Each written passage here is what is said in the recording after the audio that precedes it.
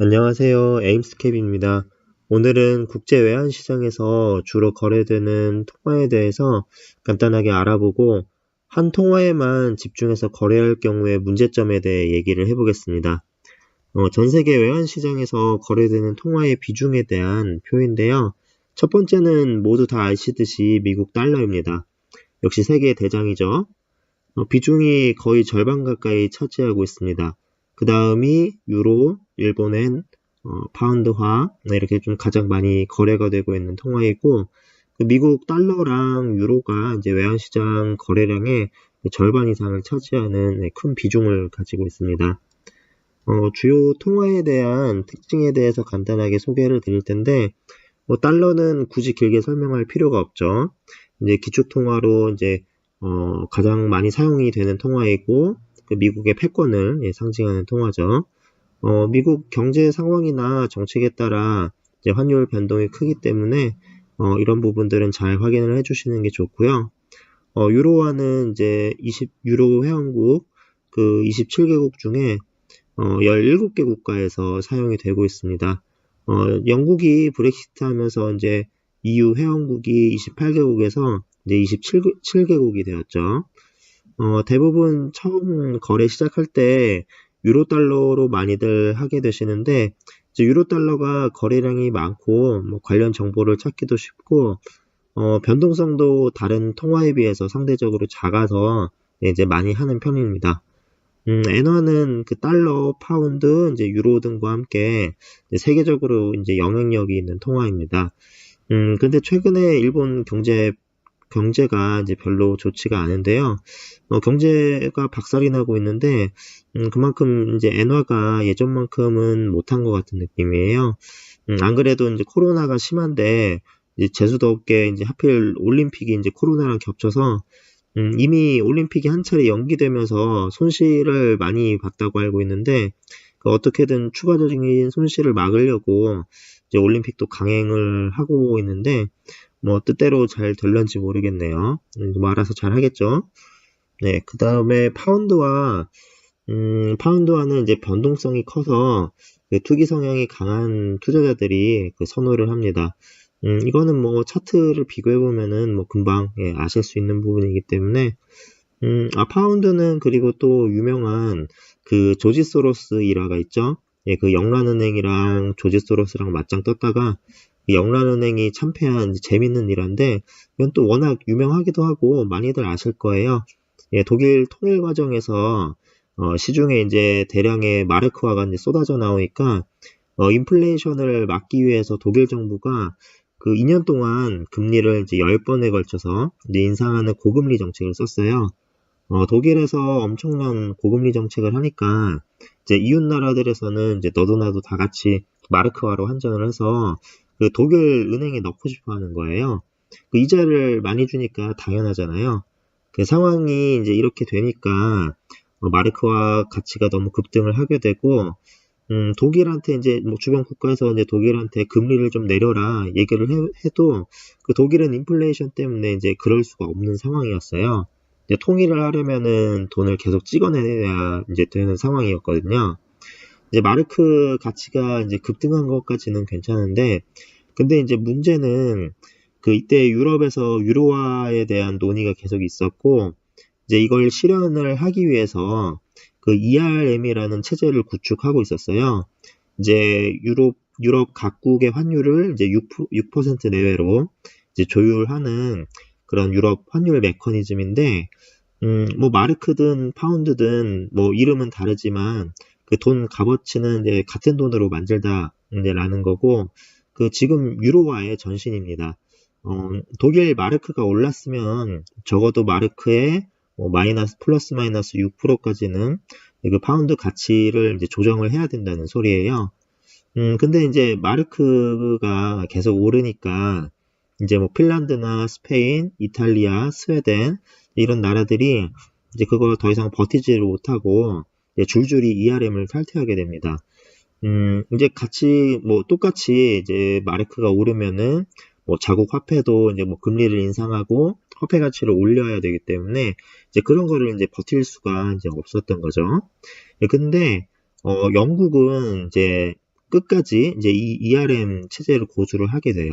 왜냐면 그 이후에 유럽 공동체가 이제 그 구축이 될 때 이제 독일과의 이제 좀 주도권, 그 주도권을 조금 잡기 위해서 이제 이 ERM 그 체제를 유지를 하고, 그리고 우리는 뭐 체력적으로도 버틸 수 있다라고 이렇게 공언을 합니다. 근데 이걸 보고 이제 조지 소로스는 그 영국이 이제 과연 계속해서 그 파운드가 고평가된 상태로 이거 방어할 수 있을까? 뭐 이런 생각을 한 거죠.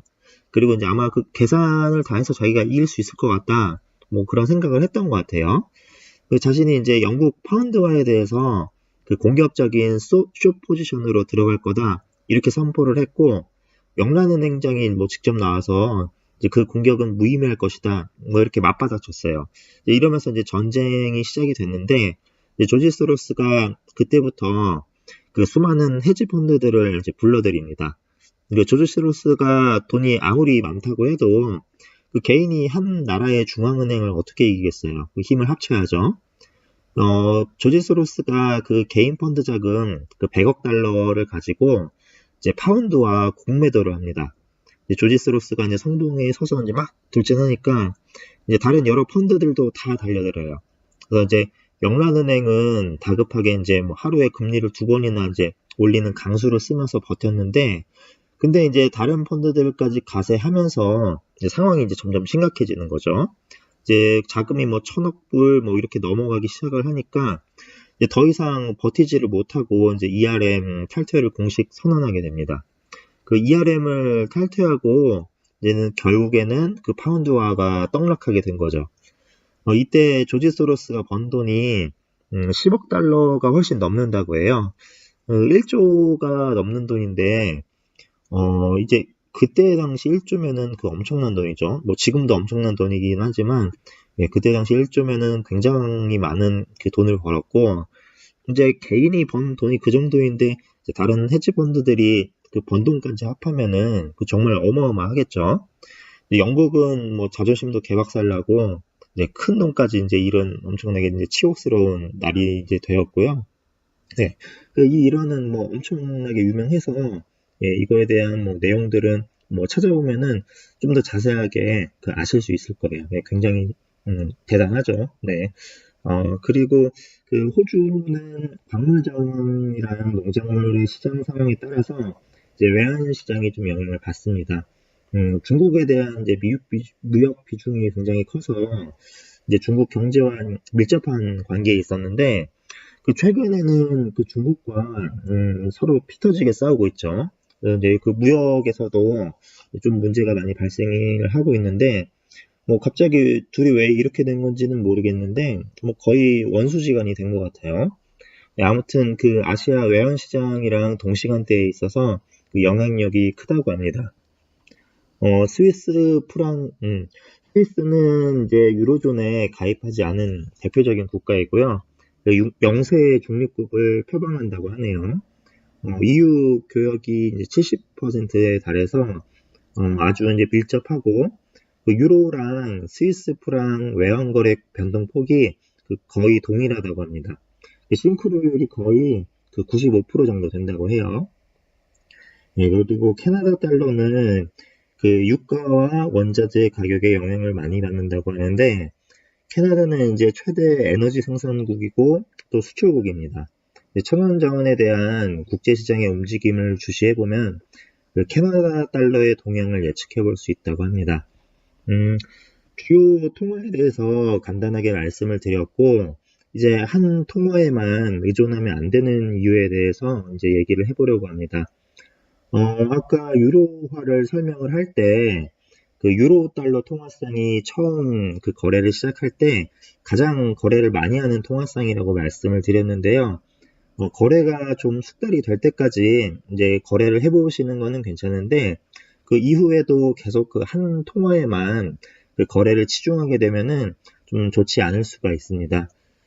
우선 하루에 한 통화상으로 이제 진입을 할 수 있는 기회가 그렇게 많지가 않아요. 오후 4시부터 이제 새벽 2시까지 변동성이 큰 시간대가 오기 전에는 이제 변동성도 작고 이제 시장이 활발하게 움직이지가 않고요. 그리고 이제 자기 매매 전략에 그 맞는 상황이 오지가 않거나 추세가 잘 나타나지 않는 경우, 또 그리고 그 계속 횡보하는 경우, 뭐 이런 상황이면은 그 더욱더 이제 기회가 없죠. 이제 그러다 보면은 그 매동매매로 그 잦은 거래를 하기가 쉽게 되는데, 그 제가 처음에 좀 그랬어요. 저도 유로 달러 하나로만 이제 계속 거래를 했었고, 그냥 차트를 보다가 그냥 뭐 기다리다 지쳐서 뭐 그냥 감으로 거래를 들어가기도 하고, 포지션이 없으니까 뭔가 좀 허전하기도 하고, 그냥 심심해서 이렇게 들어가는 경우도 좀 있었고요. 근데 이제 그렇게 들어갔다가 뭐 물리면은 뭐 새벽까지 잠 제대로 못 자고 뭐 그러는 경우도 있었고, 이제 운이 좋아서 이제 뭐 수익이 그 날 수도 있는데, 뭐 대부분 이제 이런 거래에서는 손실이 많이 나는 것 같아요. 그 잦은 거래가 많으면 많을수록 그 아주 높은 확률로 네, 손실이 납니다. 한 통화만 그리고 계속 하게 되면은 선택지가 없어요. 그 선택의 폭이 좁아지고, 그 잘못해서 이렇게 뭐 물리면은 계속 맘졸이면서 막 오래 버텨야 되는 경우도 생길 수가 있고, 이제 그때부터는 이제 청산을 할 때까지 그 매매를 못하고 심리적으로 이제 압박을 계속 받게 되는 거죠. 저희가 낚시를 생각을 해보면은, 뭐 초보일 때는 이제 뭐 낚싯대 하나로 이렇게 낚시를 하겠죠. 네, 하지만 이제 점점 그 실력이 늘고 이제 막 스킬이 생기고 이제 뭐 중수, 고수 이렇게 되면은 여러 개의 낚싯대를 활용을 해서 더 확률 높은 낚시를 할 수 있잖아요. 근데 이것도 마찬가지로 조금 여러 개의 다양한 통화로 이제 거래를 하는 게 조금 더 확률 높은 이제 더 많은 기회를 그 잡을 수 있는 네, 그 거래 방식이 될 수가 있고요. 하나의 통화상만 거래를 하면은 그 앞서 말씀드린 내용 같은 함정에 네, 빠질 수가 있습니다. 이런 것들을 뭐 다 이겨낼 수 있다면 뭐 상관은 없겠지만, 예, 여러 통화를 거래하면은 이제 더 많은 기회를 볼 수 있습니다. 이제 주요 통화들의 좀 특징을 잘 파악을 하고, 예, 이에 맞춰서 다양한 통화로 거래를 하는 게 그 현명한 투자를 하는 방법인 것 같습니다. 저도 처음에 이제 유로 달러로만 거래를 했는데, 거래량이 그 많은 통화이기 때문에, 뭐 이제 유로 달러에 대한 뭐 동향, 예측, 뭐 분석 같은 이런 자료도 네, 찾기가 조금 쉬운 편이고, 그 다른 통화랑 비교를 했을 때, 변동성이 크지가 않아서 그 안정적인 면 때문에 이제 유로 달러 하나만 네, 계속 거래를 했었어요. 그리고 이제 뭐 다른 통화상 같은 경우에는 좀 변동이 커서 부담이 되는 것도 좀 있었고, 이제 거래를 해보지를 않았으니까 좀 막연한 두려움도 있었고, 그리고 저는 무엇보다도, 이제 저는 유로 달러 하나로 충분히 거래를 잘 하고 있다고 이제 생각을 했었거든요. 저는 이제 그 뇌동매매에 조금 빠져 있었는데, 그 운 좋게도 수익을 그 좀 지속적으로 냈었어요. 이제 그때는 달러 약세 추세가 이제 길고 강하게 지속이 되는 상황이라, 적당히 매수로 들어가면은 그 손실보다는 이제 수익이 더 이제 많이 났었거든요. 근데 제가 좀 착각을 하고 있었죠.